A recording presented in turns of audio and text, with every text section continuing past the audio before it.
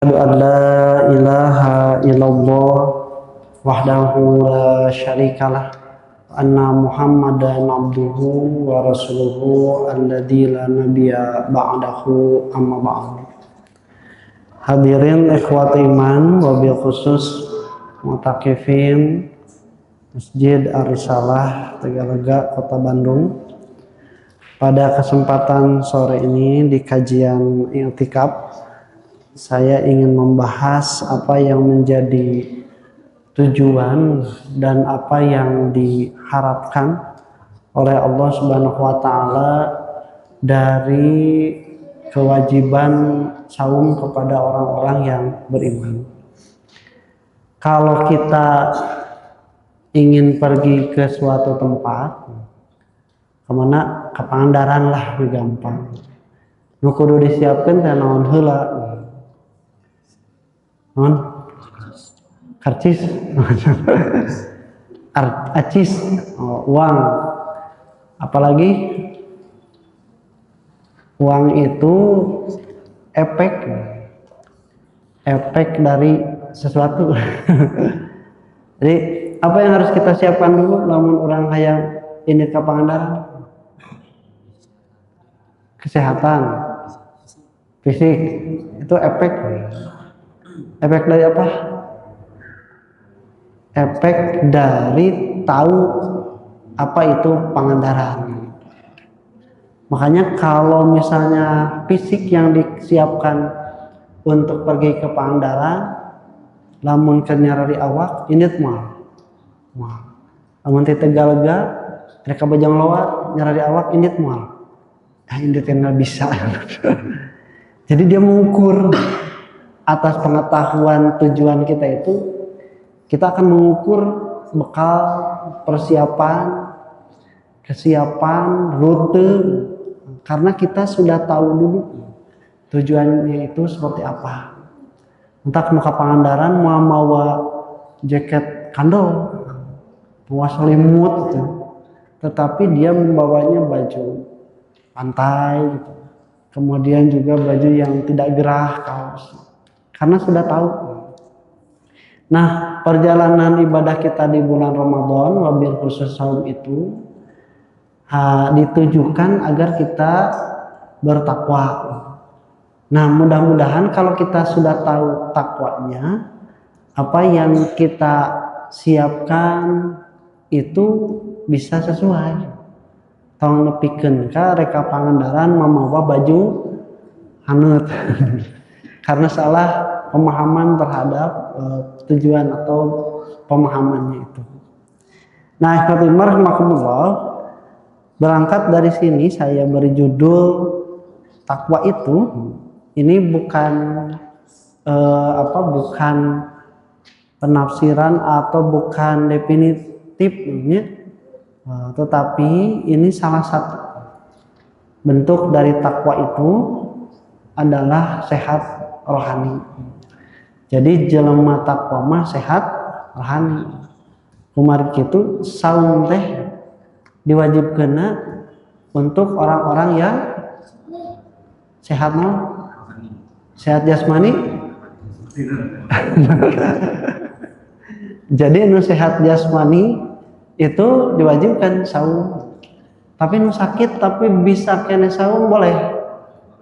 Berarti bukan untuk jadi sehat jasmani, tetapi yang paling pokok itu takwa itu berkaitan dengan sehat rohani.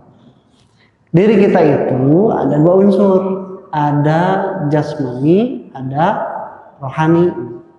Mun bahasa Sunda mah aya sim kuring. Simna teh jisim awak, kuringna urang, ruhna. Mata kena domba mah lempang ku suku, jelema mah lempang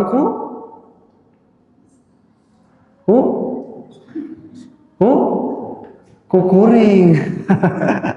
Dan boga suku ge ai kuring nambung mah mager we.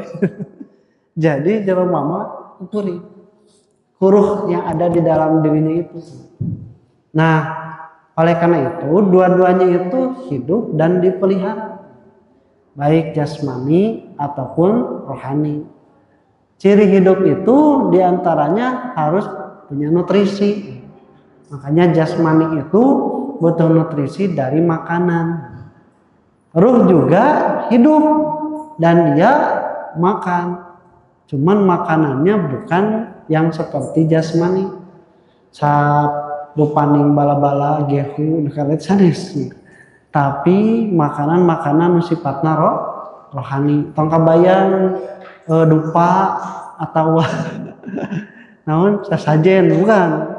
Tapi rohani itu adalah apa yang memberikan efek terhadap jiwa kita sehingga jiwa kita itu menjadi sehat.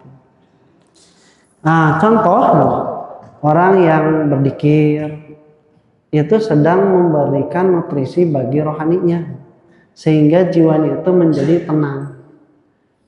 Kalau ngerasahan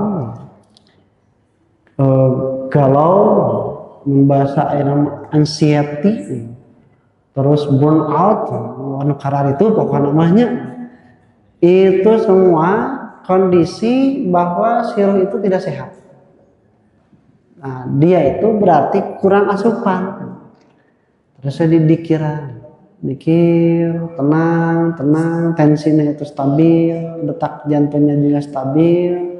Itu dia sedang diberikan nutrisi. Dan Allah menjanjikan itu. Ala bidzikrillahi tatma'innu qulub. Eta jadi nutrisi. Lamun anu tuang sehat itu ruhna sehat tuh. Dalam jiwa yang dalam badan yang kuat terdapat jiwa yang sehat. Berarti kalau kita makan makanan yang sehat bakal sehat tuh ruhna. Sehat tuh. Jadi makanan teh nu sarehat 4 sehat 5 sempurna genep waregu. Itu sehat tuh karena jiwa. Belum tentunya, belum tentu. Tapi kalau kita zikir sehat tuh karena awak. Mun orang sholat sehat tuh karena awak. Mun orang maca Quran sehat tuh karena awak. Sok coba. Nah, itu justru kebalik kita. Kalau kita makan makanan jasmani, maka roh kita itu belum tentu sehat. Tapi kalau kita memberi nutrisi kepada roh kita, awak pasti sehat. Ya. Anu saum, calager. Anu teu saum, gareuring. Jadi si rohaninya itu ketika dia sehat itu awak oge ngeunaheun. Jadi ciri na ruh orang sehat teh awak ngeunaheun. Ngeunaheun dipake naon? Dipake kan bener. Ibadah ngeunaheun, awak teh hampang, itu ciri rohani itu sedang sehat. Matakna ai anu khusyuk taraweh nu wareg anu lapar. Lapar, nah wareg teh. Kenapa? Karena memang ia tidak berimplikasi otomatis terhadap badannya, terhadap ruh makanan itu. Tetapi kalau rohani itu makanannya itu akan berimplikasi sehat kepada jiwa. Nah, watimar rahmatullah. Nah, banyaknya ibadah-ibadah itu dia seperti memberikan makanan, nutrisi. Jadi feeder bagi tubuh kita itu, bagi jiwa kita itu. Sehingga baca Quran memberikan ketenangan, kemudian membaca hadis Nabi memberikan kita penerangan, kemudian juga kalau kita berzikir memberikan ketentraman hati. Saum memberikan apa? Saum memberikan apa? Memberikan lapar. Terus pasti itu mah nutrisi untuk ruhnya apa gitu. Seolah-olah orang yang saum itu tidak diberikan sesuatu. Karena memang kalau yang sifatnya itu memberikan asupan seperti tenang, kemudian seperti tentram, itu lebih kepada perbuatan yang dilakukan. Tetapi kalau misalnya yang sifatnya itu untuk menahan diri, itu hanya diberikan oleh saum. Jadi kusaumah sirh itu diberikan kemampuan untuk menahan diri, mengendalikan diri. Nah, manusia itu butuh. Jadi jelema mas siga motor, salian butuh ngagas, butuh ngerem. Naik motor sport 1000 cc, panagan sabaraha kuda, sabaraha ribu kuda aja. Tapi uang reman naik tuh. Nah, tapi sanajan backjul aya reman ditahekan. Kenapa? Karena hiji waktu mah ngerem itu lebih penting daripada ngegas. Nah, makanya kemampuan ini juga diperlukan oleh manusia. Jika bayang kalau manusia tidak mempunyai kemampuan menahan, mengendalikan diri, tekawap ningali tuangan, ya siga satu lah. Jadi tidak memperdulikan halal haram, tidak memperdulikan bersih atau tidak memperdulikan ini milik siapa, gitu banget. Seperti satu, kalau kita tidak mempunyai kemampuan mengendalikan diri. Duit penting mabus, penting menang, kumaha we carana, itu karena tidak ada kemampuan mengendalikan diri. Nah, Ibu Timar rahimahullah, makanya banyak definisi saum, tetapi saya ingin mencoba mengambil definisi yang agak berbeda dari tafsir Al-Qurtubi dalam tafsirnya Jami'u Ayatil Ahkam. Beliau mengatakan saum itu fi syar'i, menurut syara itu al-imsaku anil muftirati, yaitu menahan diri dari hal-hal yang membatalkan. Nah, yang pertama yang membatalkan itu apa? Makan, minum, kemudian berhubungan suami istri. Itu secara sengaja. Kalau tidak sengaja, lupa, batal tuh. Jadi makan lupa batal tuh, minum lupa batal tuh, hubungan suami istri lupa.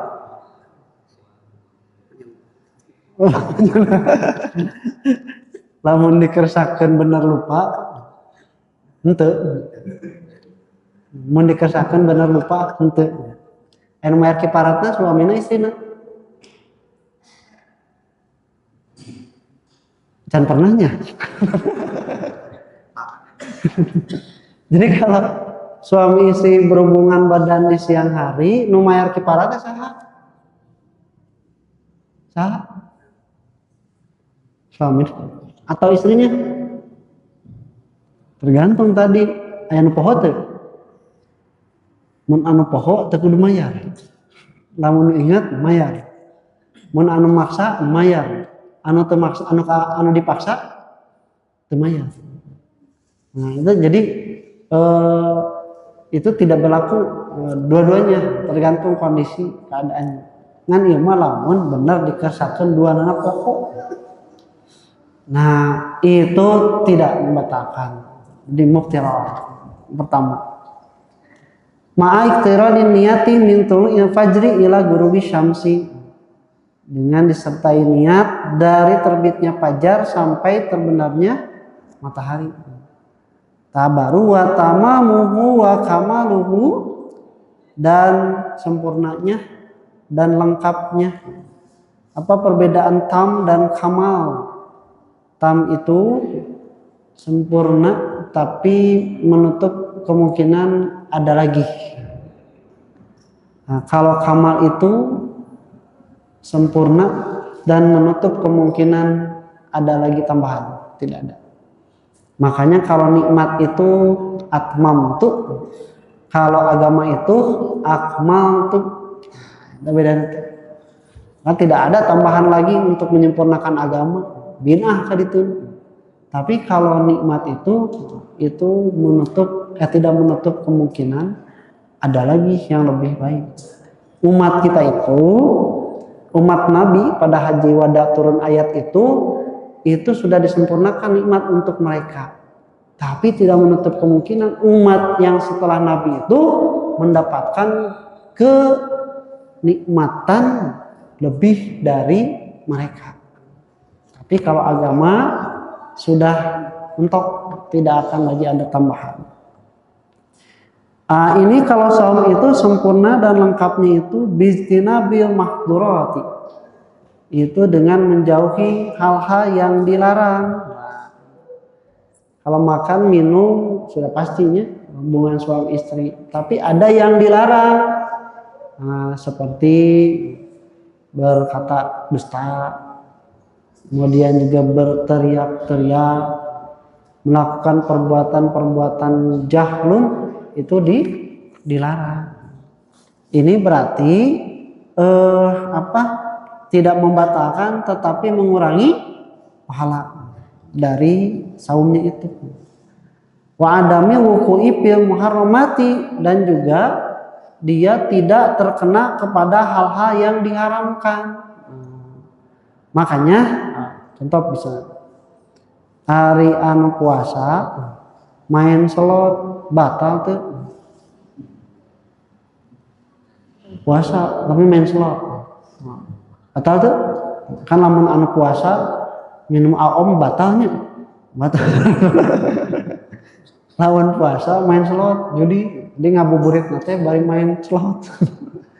Batal tuh saumna. Ente? Ngan? Hah? Ngan? Nambahan dosa. Jadi tadinya kalau makan minum berhubungan itu membatalkan puasanya. Kalau yang tadi lago, ropas, qaulazur wa amalabihi, mengurangi pahala dari saumnya. Kalau yang haram menambah dosanya. Nah, itu perbedaannya itu. Nah, liqaulihi alaihi salam, berdasarkan hadis Nabi, man lam yada qaulazur wa amala bihi falaisa lillahi hajah fi an yada'a ta'amahu wa syarbahu. Siapa yang tidak meninggalkan ucapan yang tidak baik, kalau zur, kemudian juga perbuatan seperti itu, maka tidak ada keperluan bagi Allah dia meninggalkan makanan dan minumannya. Nah, ini kalau kita renungkan dengan seksama, inti dari perintah menjalankan ibadah puasa adalah pengendalian diri, self control.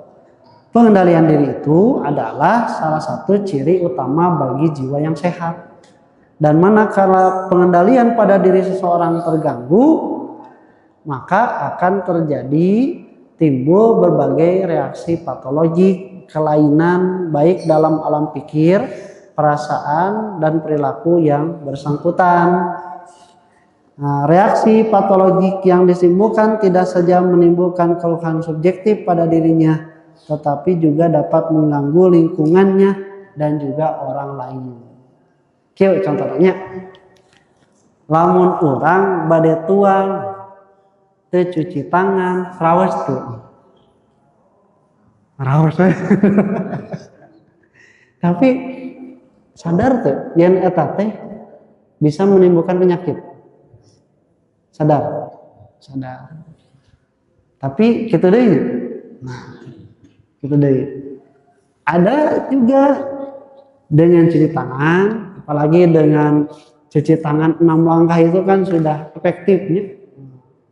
Terus kita merasa tenang sehingga tidak ada perasaan bersalah ketika makan teh karena sudah bersih tangannya. Aya deui nu enggeus kukumbah sakali, sacan bersih, kumbah deui. Ya, kumbah deui.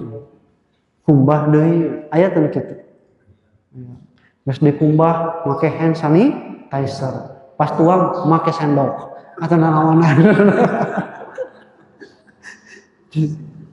Itu dia mengganggu dirinya. Jadi tidak ada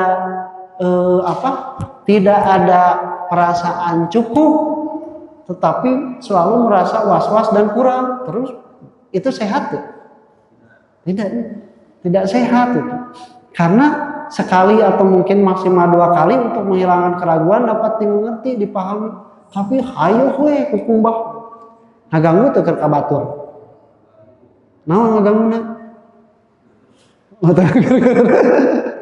Gara-gara ngantri, buru atuh kumbah teh. Itu mengganggu kepada orang lain. Nah itu teh kelainan dari jiwa. Anak tadi mah dapat namanya bukan dimaklumi, tetapi nya harus jadi pemakluman umum. Teu kumbah oge taruang we rawas.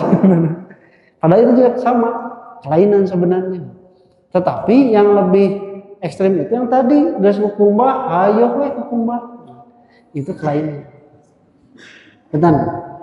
Anu geus tobat, kemudian dia semangat lagi berusaha beribadah menjauhi larangannya. Itu sehat? Sehat.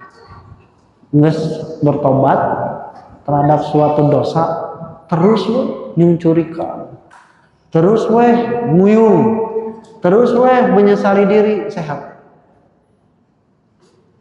Jadi aku merasa orang paling berdosa di dunia gitu. Padahal harus tobat, padahal harus mentampura.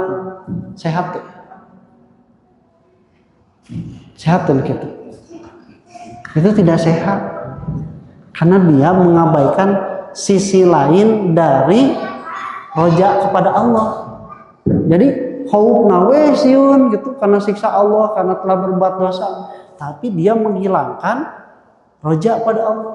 Yang Allah itu akan mengampuninya, kemudian juga membalas taubatnya dan memberikan pahala baginya. Itu tidak diindahkan, maka itu tidak sehat. Makanya ikhwatimah rahimakumullah, ini kelainan jiwa kalau rohani itu tidak sehat. Terus bisa tidak saum itu mencegah gangguan jiwa?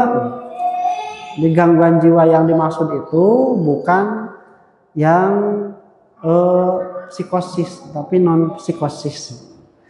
Jadi apa tanya? Saung, mubaran, anu gelo, eta mah, eta mah kudu dibawa ke dokter. Tapi ini gangguan yang sifatnya itu non psikosis. Non psikosis itu yaitu gejala-gejala di mana seseorang itu tidak bisa mencegah sesuatu padahal dia sadar itu salah atau sadar itu tidak baik, itu tidak layak. Dan misalnya lampu teh merah, stopan teh, tapi eueuh sasaha maju cicing, lamun maju dia tidak bisa mengendalikan diri walaupun tahu itu salah. Ya, walaupun itu tahu itu salah. Terus tuang teh misalnya ini yang sifatnya tidak melanggar nih. Tuang itu ketika berbuka apalagi disarankan sepertiga untuk bagian perut. Terang katanya hadis apa? Terang. Kamari gitu tuh. Nah, kenapa dilakukan? Ini gangguan jiwa. Jadi ketika orang tahu sesuatu yang lebih baik, tapi anggar itu dilakukan, gangguan jiwa. Kalau seseorang tidak bisa mengendalikan sesuatu yang pada dasarnya itu dia sadar, tahu dan yakin bahwa itu adalah sesuatu yang baik atau tidak baik, tapi masih dilakukan atau dilanggar. Nah itu gangguan jiwa. Banyak ya yang tidak kita sadari kemampuan kita untuk menahan dirinya itu tidak seperti itu. Oleh karena itu, ikhwatul iman rahimakumullah. Nah, ini dalam buku Al-Quran ya, ilmu kedokteran dan kesehatan jiwa itu prosesnya gangguan jiwa itu ada 3. 1 fobia, kemudian 2 obsesi, dan 3 kompulsi. Contoh dari gangguan jiwa ini siga neangan harta. Ainu korupsi miskin atau kaya? Kaya. Kunaon make neangan keneh melalui korupsi padahal dia kaya? Gangguan jiwa. Rohaninya tidak sehat. Lamun anu lapar mau kertuang itu wajar tuh? Wajar. Nu wareg mau barang tuang, gangguan jiwa. Jadi dia tidak bisa lagi menahan diri. 1 itu fobia. Fobia itu ketakutan terhadap sesuatu yang sebenarnya tidak harus ditakuti. Kalau fobia yang biasa itu ada orang yang takut dengan kecoa. Ai urang jeung kecoa gedean mana? Dan urang nah make sieun. Fobia. Aya anu sieun ku cau. Lamun kecoa mah bisa ngegel, bisa ngagarayam, cau bisa naon. Nah make sieun. Aya nu sieun ku gedang. Kunaon? Fobia. Kelebihan yang tidak masuk ke akal sehat manusia. Sieun ku jurig. Fobia. Nah, itu kalau dalam segi benda. Kalau dari segi yang non material, ini contoh takut miskin, itu fobia. Jadi orang yang takut miskin itu beunghar atau miskin? Jelema miskin beunghar atau miskin?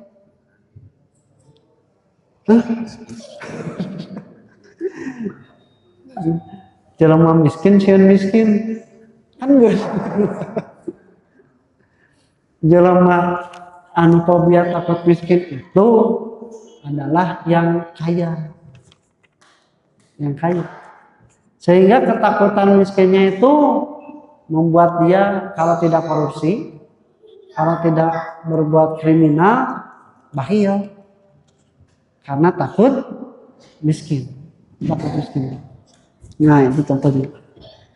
Takut tidak dihargai. Anu takut tidak dihargai, layak dihargai atau tidak dihargai? Layak dihargai. Tetapi karena ketakutan sehingga dia itu ingin dihargai. Nah, itunya tidak puas, tidak bisa bersyukur. Padahal sebab berkecukupan itu fobia. Ini sudah tidak lagi berdasar akal sehat. Nah, fobia ini akan menjadi suatu obsesi. Obsesi positif negatif? Obsesi. Orang berobsesi positif negatif? Positif? Negatif? Negatif. Obsesi atau ambisi? Yang negatif itu? Hah? Nah, yang positif itu obsesi. Orang itu harus punya obsesi. Saya berobsesi ingin menjadi wali kota Bandung. Oh, bagus itu. Tapi kalau berambisi itu negatif. Obsesi ini asal pokoknya positif. Tetapi ketika dilakukan secara berulang kali, kemudian terpaku, tidak boleh tidak kudu kueta, jadi negatif. Jadi saya takut miskin, maka saya korupsi. Kalau saya tidak korupsi, saya akan miskin. Itu obsesi yang sudah negatif, berulang-ulang dan juga persisten. Saya takut tidak dihargai. Ketika takut tidak dihargai, maka saya berbuat arogan. Nah, ketika menjadi arogan dan tidak mempunyai keyakinan untuk dihargai dengan cara yang lain, kudu kitu sudah jadi obsesi. Nah, saya kudu sukses. Namun sukses saya dihargai. Nah, kemudian kalau sudah kompulsi, pola tindakan atau perbuatan yang diulang-ulang, nah kemudian yang bersangkutan tahu benar bahwa perbuatan mengulang-ulang itu tidak benar dan tidak rasional, namun yang bersangkutan tidak mampu mencegah perbuatannya sendiri sehingga ia tidak bisa mengalihkan pada orang lain. Itu sudah gangguan jiwa. Nah, watimar rahimakumullah. Nah, fenomenanya kalau dalam puasa itu Imam Al-Ghazali mematretnya dalam kitab Ihya Ulumuddin itu. Ini sederhananya kalau dibacakan panjangnya. Contoh, tidak makan makanan halal pada waktu berbuka hingga kenyang. Itu contoh ketika seseorang tidak bisa mengendalikan diri. Dan tadi terus diwaktusan sepertiga untuk makanan, sepertiga untuk air, sepertiga untuk udara. Tapi kalau misalnya tidak bisa mengendalikan diri, sadayana tuangan. Makanya kata Imam Al-Ghazali itu tidak boleh memperbanyak makanan walaupun makanannya itu halal, mau gratis. Kenapa? Karena ketika tidak ada bejana yang lebih dibenci Allah daripada perut yang kenyang, walaupun dengan makanan yang halal. Jadi lamun puasa penuh bagus, bensin penuh bagus, HP dicas penuh bagus, beteng penuh mah goreng. Kenapa? Itu dibenci oleh Allah Subhanahu wa taala. Dan bagaimana orang bisa mengambil faedah dari saum, di mana saum itu memecahkan syahwat, tapi ketika berbuka syahwatnya diumbar dengan memakan makanan yang memenuhi perutnya. Jadi dari subuh sampai maghrib ditahan, dikosongkan, dari maghrib sampai isya full tank. Itu kan meruntuhkan yang seharian dengan hanya beberapa menit saja. Karena apa? Tadi tidak bisa mengendalikan diri, tidak bisa mengendalikan diri itu. Bahkan ketika ia puasa itu, ia menambahkan pada waktu berbuka dengan beragam makanan hingga jadi kebiasaan selama bulan Ramadan, di mana makanan tersebut tidak dimakan dalam bulan lainnya. Bulan sanes aya kolak heula serta cantuan, aya kurma heula, aya gorengan heula. Itu kan fenomena yang jelas akibat dari apa? Tidak bisa menahan hawa nafsu. Punten anu ngabuburit mawana cukup hiji teh keur buka teh. Nu dagang cukup macam dua macam. Kenapa? Karena anu ngabuburit nage balanjana tara hiji. Saya tuh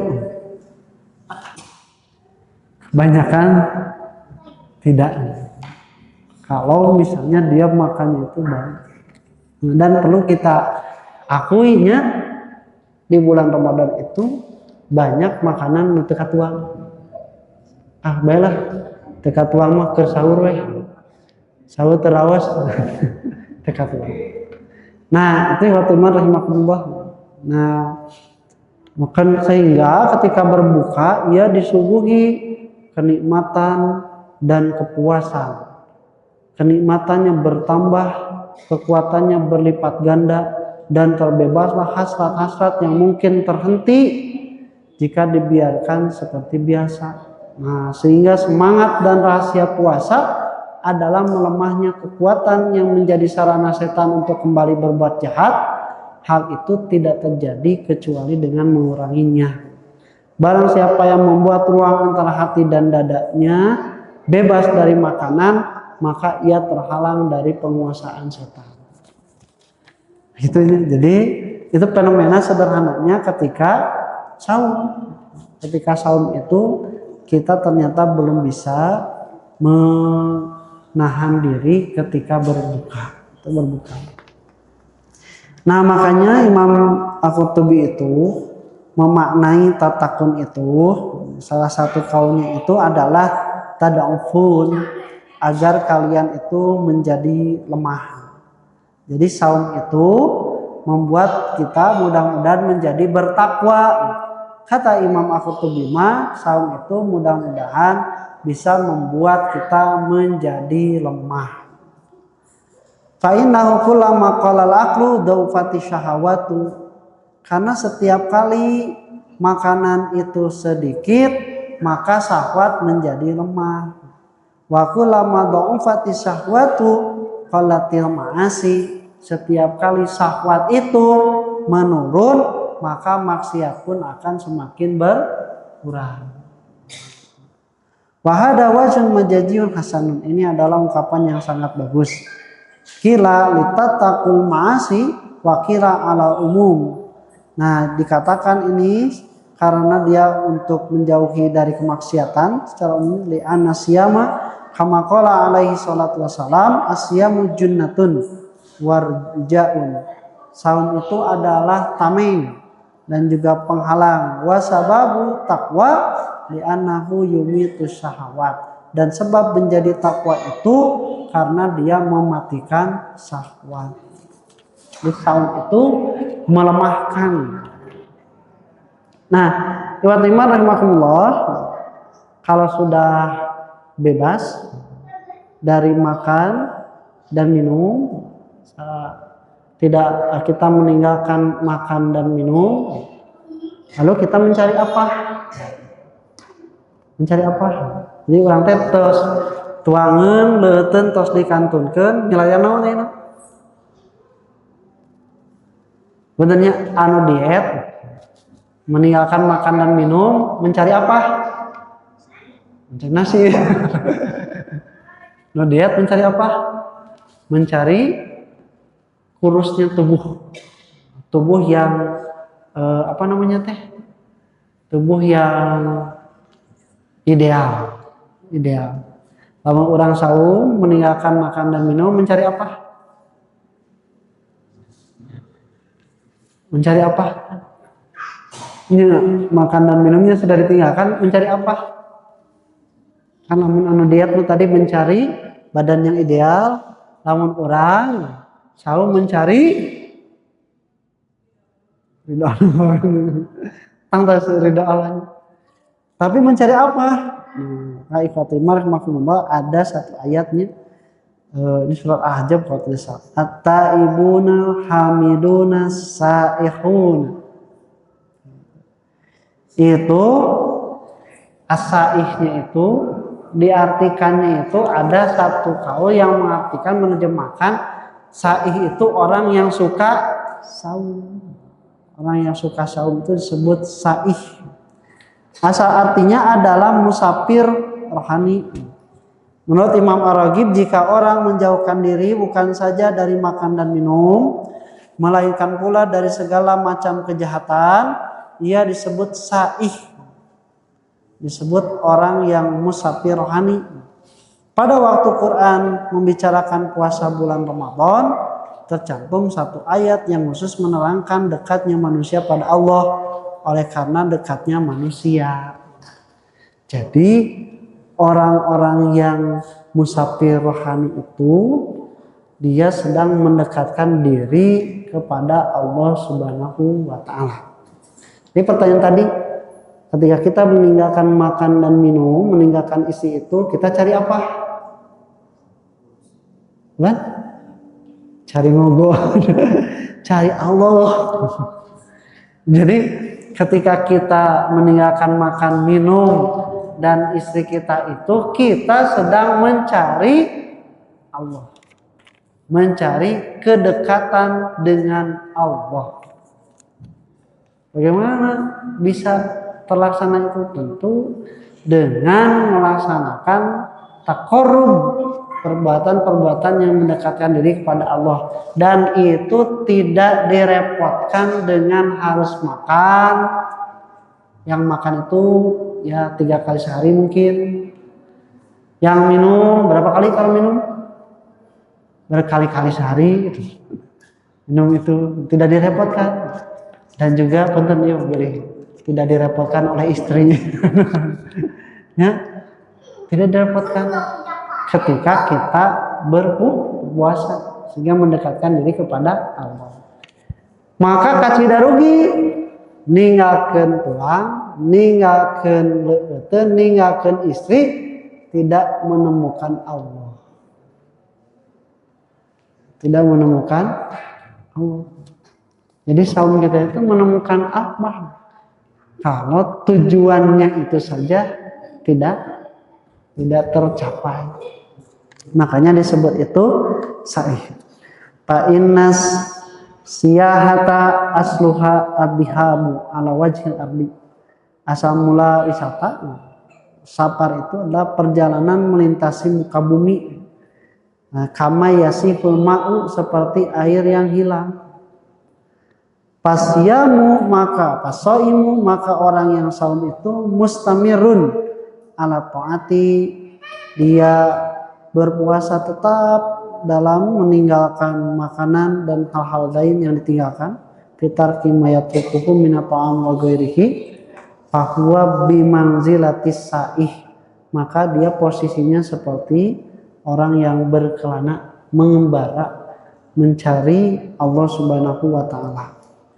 Nah, ikhwatimarahmatullah, maka orang-orang yang bertakwa melalui puasa adalah mereka yang menjadi lebih sehat rohaninya, karena ia mampu mengendalikan diri, jangankan dari yang haram dan dilarang, pada perkara yang halal pun ia mampu.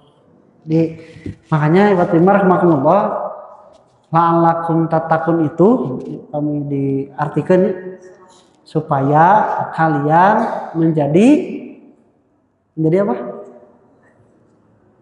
Menjadi orang yang bertakwa. Hah? Orang yang sehat.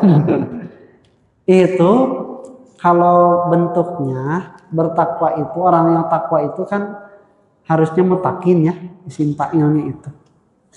Ada dalam Al-Quran pun waj'alna lil muttaqina. Tapi dalam ayat ini tatakun dengan fi'il mudhari. Sama punten dengan awal ayatnya, ya ayyuhal ladina amanu, wahai orang-orang yang beriman. Itu sifat mausuf bukan? Aladina amanu, orang-orang yang beriman. Kalau sudah menjadi sifat, Allah menyebutnya mukminun, qad aflahal mu'minun. Tapi ini alladzina amanu. Kita coba terjemahkan berdasarkan sorobnya. Alladzina amanu adalah orang-orang yang telah melakukan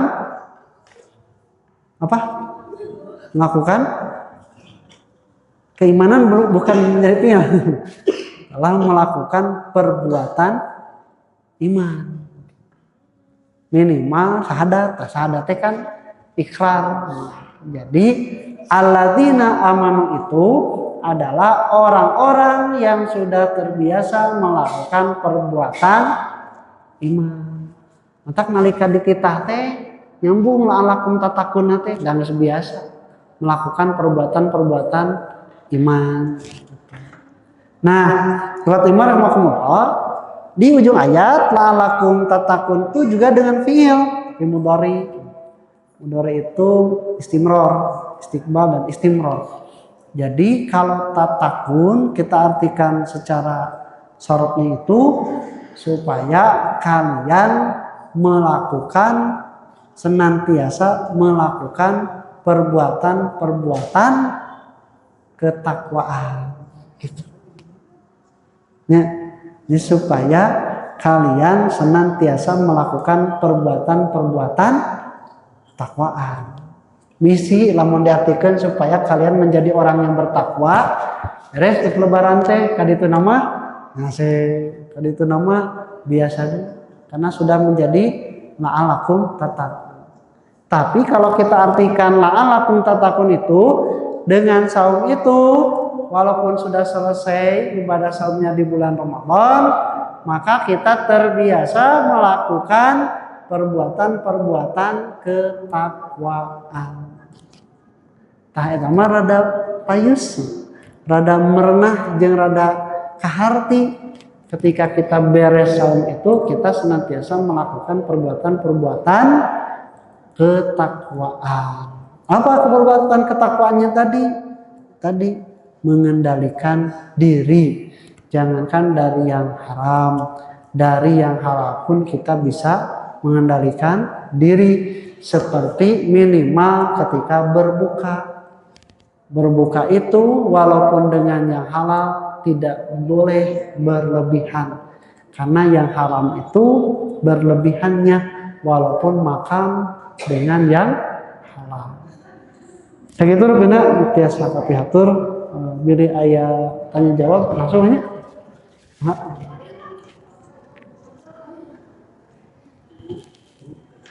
Ibu-ibu mangga.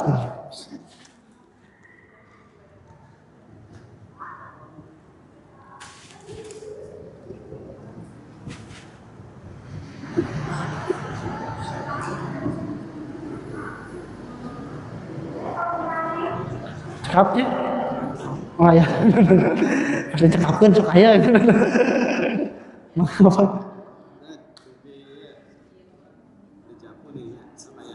Lawasan antos ngalaman lawasan kita kalau karena penyakit psikis tapi hal yang normal. Oh nya. Dejavu itu nanti mungkin di kajiannya ke psikologi ya. Dejavu itu ada duanya, ada dejavu, ada yamaisku, kebalikannya. Ada yang merasa pernah melakukan padahal belum, ada yang pernah belum padahal sudah. Bedanya. Ini sesuatu yang memang kelainan tetapi tidak parah. Maka kalau kita misalnya merasa pernah melakukan sesuatu padahal belum, itu rekaman memori kita yang mengasosiasi sama, baik itu terhadap orang, tempat, makanan, perbuatan, dan itu masih dalam skala normal. Kecuali yang dejavunya itu sering, nah itu ada kelainan yang serius, rupi namanya gitu. Dalam ibadahnya kajian fikihna, lamun urang enggeus ngarasa enggeus salat deui tong.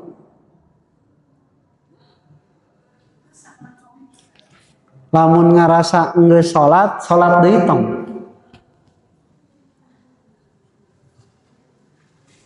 Asa enggeus salat deui tong.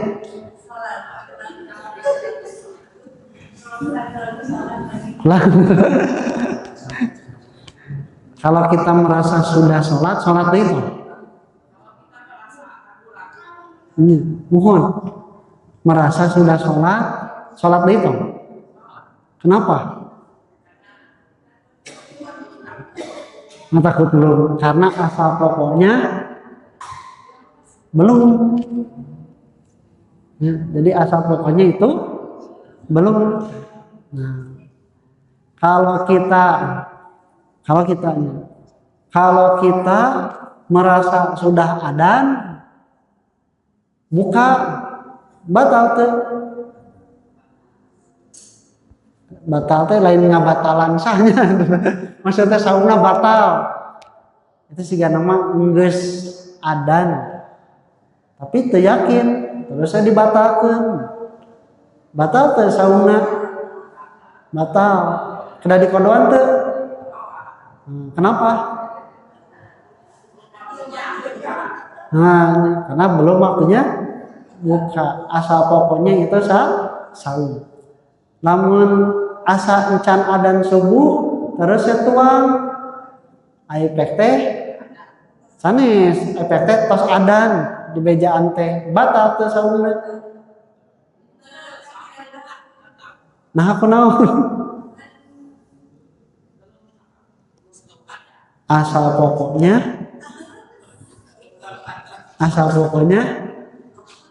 tidak saum. Jadi asal pokoknya tidak saum. Lamun ragu-ragu buka kagok ning pentingkeun sakalian. Tapi lamun ragu-ragu acan adan subuh sok tuang. Sampai kita yakin. Gitu Pak. Jadi mudah-mudahan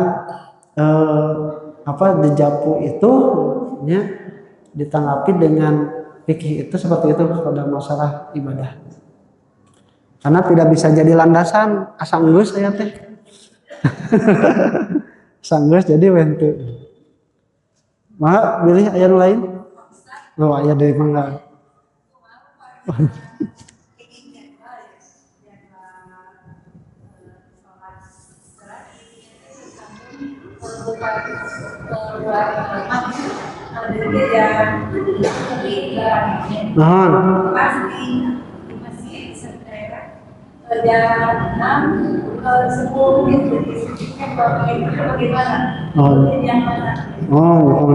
Jadwalnya di mana?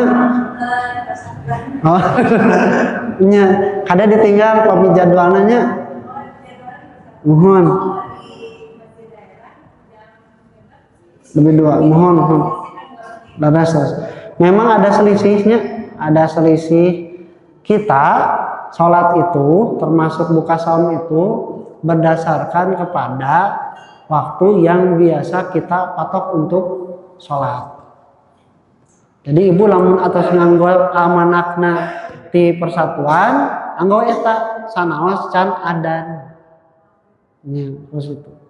Kalau matokna anu biasa keur salat teh anu umum kadinya. Abi mah cenah lamun buka matokna anu persis, lamun sahur matok anu. Jadi harus sama. Harus sama matokna anu ibu dianggo kanggo salat anu mana biasa. Karena kalau perbedaan itu ijtihadnya Bu. Ijtihad dari segi hisab. Maka ibu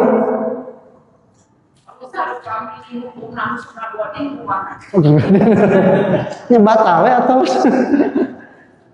ngodin batal mokel cenah namanya nya teh batal di kodoan teh terkedah nanaonan yang sengaja berbuka itu tidak harus mengkodo kudu tobat gitu mah udah tobat kan dia itu pelanggaran. Ibu yang harus mengkodo itu ada uzur yang diperbolehkan oleh syariat. Seperti yang sakit, sapa. Aing ngagodin mah data dibolehkan ku syariat. Namun dibolehkan berarti mending dikodoan cenah ngagodin. Tidak ada.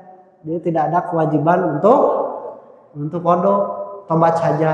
Mun atunya mending tobat. Justru tobat mah nya dosa. Geus tobat can tangtu diterima berat aing ngodoan mah sudah terpenuhi bebas dapat pahala seperti kita saum. Jadi tapi kalau jauh gimana Pak Ustaz? Nanti hukum ngagodin? Iya. Asa teuingan.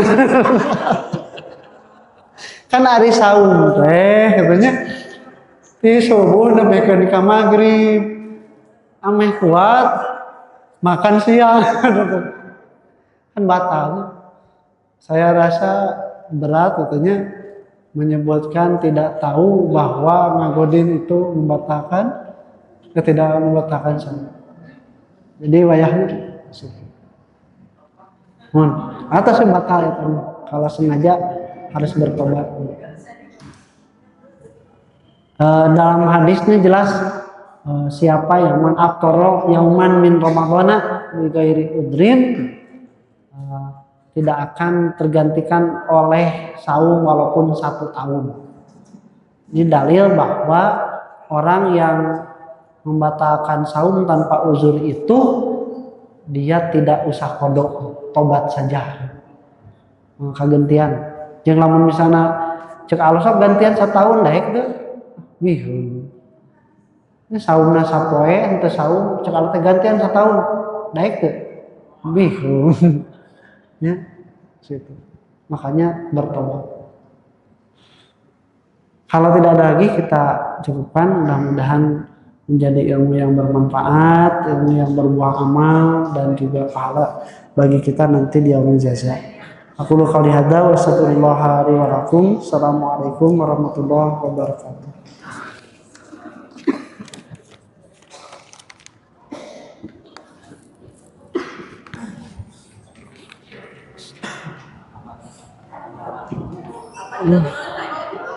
Sebelum lagi tepan nih.